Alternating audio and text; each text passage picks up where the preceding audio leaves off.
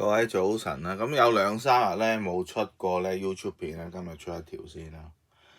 咁通常每個月嘅1號咧，咁都會有好多嘅鞋或者產品咧推出㗎。呢個澳洲嘅彪馬專門店，咁咧就或者講少少啦嚇。咁有幾對 Majesty 啦嚇，咁有一對黑色、一對白色同埋一對迷彩藍色嘅 Majesty 啦。咁有好多 X-Street 啦，我成日都漏咗冇講 X-Street 嘅，因為咧呢款鞋咧喺而家嘅亞洲地區，譬如南韓啊、日本咧係非常之流行㗎。咁可能澳洲細路仔都中意，咁要講下啦。咁仲有譬如好似他倫啦呢對鞋啦，不過他倫就比較貴啲嘅。仲有乜嘢？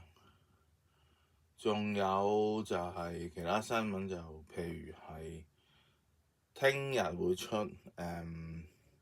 Hello Kitty 嘅女童裝版嘅鞋啦嚇，淨係女仔啦，唔係男仔啦。仲有就係譬如 Salehe Bembury 嘅Phantom 啦都出啦嚇，咁但係澳洲好似未有啊，但係美國就有嘅嚇。仲有啲咩咧？講 Halloween 啦嚇，上次嗰條片，咁呢啲鞋啦嚇，咁當然仲有可能 Speed Cat 啊、Mossro 嗰啲咁嘅鞋啦，彪馬就係。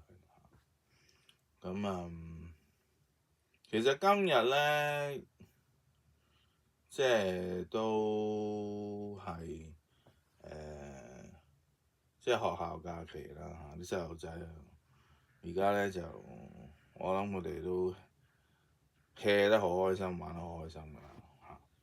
不過咧就過咗個假期咧，可能10月尾咧就開始要做功課啊、考試咁樣㗎嚇。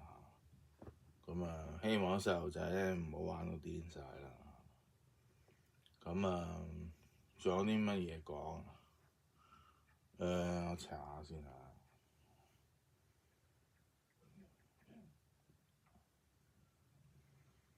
其實可以